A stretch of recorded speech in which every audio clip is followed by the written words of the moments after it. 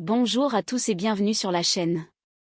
Aujourd'hui, accrochez-vous, car ce que vous allez découvrir dépasse tout ce que vous auriez pu imaginer. Dans cet épisode bouleversant de Plus belle la vie sur TF1, Steve revient littéralement d'entre les morts. Après avoir frôlé le pire, trahi par son propre père et poussé à un sacrifice inimaginable, il rouvre enfin les yeux, mais à quel prix? Entre chantage ignoble, grève de reins forcée, tentative d'étouffement, et arrestation spectaculaire, tout bascule dans un tourbillon d'émotions et de révélations. Sébastien Rivoire, enfin rattrapé par la justice, voit son monde s'écrouler. Pendant ce temps, Viviane et Aïssé, brisées mais combatives, veillent sur Steve, déterminées à lui rendre ce qu'il a perdu, sa dignité et sa paix intérieure. Restez avec nous jusqu'au bout, car vous n'êtes pas prêts pour ce qui va suivre. C'est un concentré de drame, de tension et d'humanité.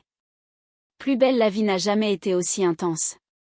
Dans Plus belle la vie sur TF1, Steve revient littéralement de l'enfer.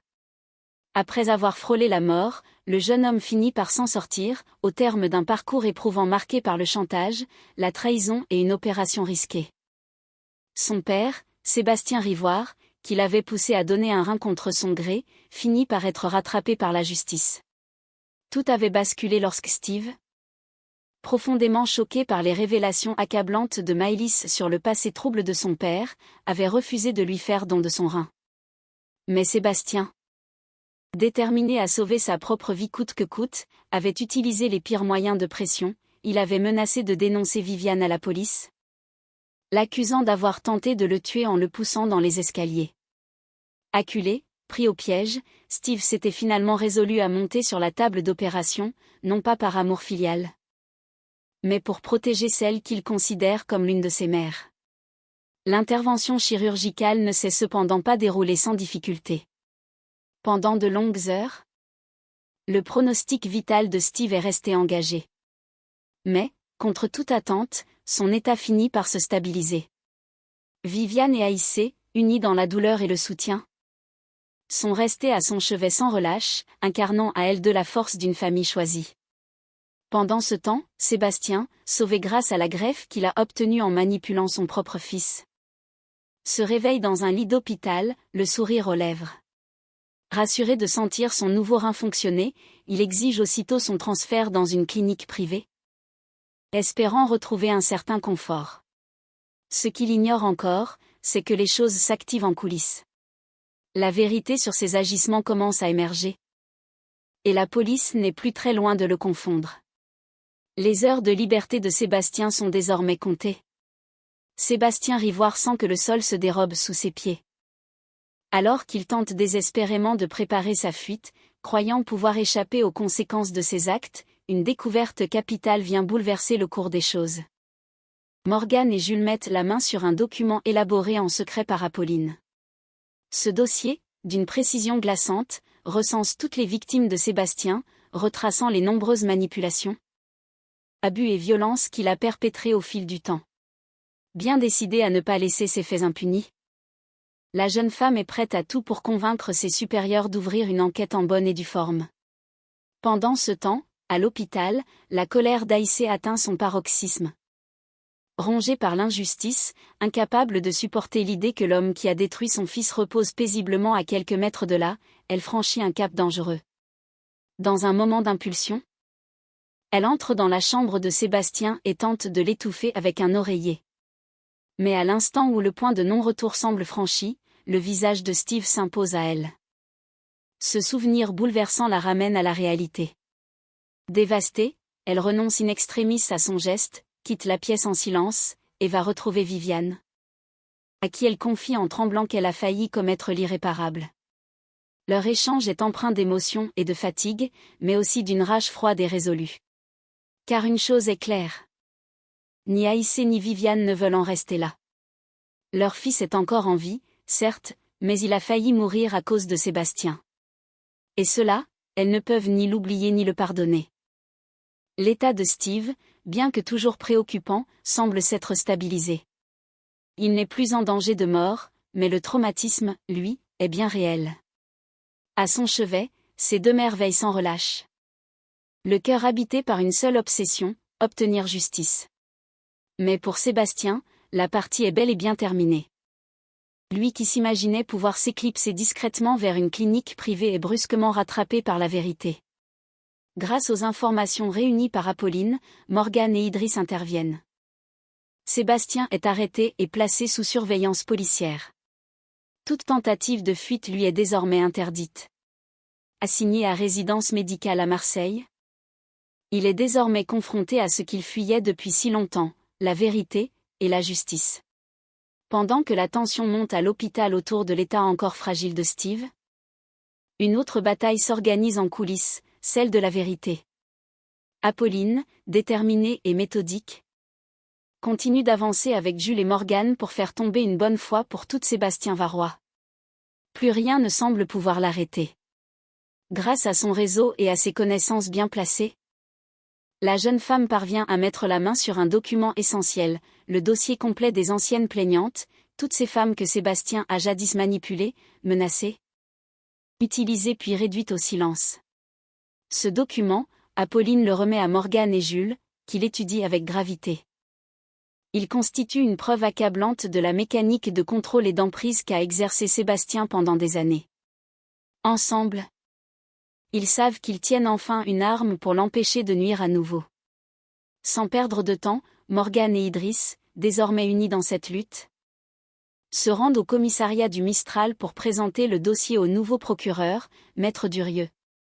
Dans le bureau feutré mais tendu, ils exposent avec précision les faits, les profils des victimes, les circonstances des abus. Le procureur, d'abord réservé, se montre rapidement intrigué par l'ampleur et la solidité du dossier. Face à l'insistance des deux jeunes policiers, il leur assure qu'il va examiner cette affaire de très près. En sortant du bureau, Idriss, impressionné par l'engagement et la précision de sa collègue, ne manque pas de la féliciter. Beau travail, Morgane. Tu tiens quelque chose de fort. Ce moment de reconnaissance, rare mais sincère, vient sceller leur alliance dans ce combat commun, faire tomber Sébastien Varrois. Et rendre justice à toutes celles qu'il a brisées. Plus tard dans la journée, submergée par la rage et l'épuisement moral, Aïssé prend une décision radicale. Elle se dirige lentement vers la chambre d'hôpital où repose Sébastien, l'homme qui a brisé la vie de son fils. En entrant, elle jette un regard froid autour d'elle. Saisit la sonnette d'appel et la désactive calmement, comme pour s'assurer de ne pas être interrompue. Puis elle s'approche du lit, s'installe à côté de lui, et le fixe longuement, en silence. L'air est lourd, chargé d'une tension électrique. Ses mains tremblent légèrement lorsqu'elle attrape un oreiller. Dans un geste soudain, elle le plaque sur le visage de Sébastien, tentant de l'étouffer. Mais Sébastien, pris par surprise, se débat violemment. Dans la confusion, il parvient à repousser l'oreiller. Le souffle court, les yeux écarquillés. Il tente de comprendre ce qui vient de se passer. Aïssé, quant à elle, recule aussitôt, comme frappée par une clarté brutale. Elle sort précipitamment de la chambre, choquée par son propre geste. Elle le sait, elle vient de franchir une limite, une frontière qu'elle n'aurait jamais imaginé franchir. De retour dans la chambre de Steve, Aïssé retrouve Viviane. Les traits tirés. Encore bouleversée, elle lui avoue la vérité, la voix tremblante d'émotion. J'ai failli le tuer, Viviane. Mais, c'est Steve qui m'a arrêté. J'ai senti sa présence. Comme s'il me retenait. Ce moment de confession libère un flot d'émotions chez les deux femmes. Pour ne pas sombrer, elles s'accrochent à leurs souvenirs. Elles évoquent le petit garçon qu'était Steve, sa force, sa détermination, sa manière unique de relever la tête malgré les épreuves. Elles puisent dans ces images anciennes une énergie nouvelle, un espoir fragile, mais bien vivant. Et comme un signe du destin, alors qu'elle se laisse bercer par ses souvenirs, Steve ouvre les yeux. Son réveil est un choc, un miracle.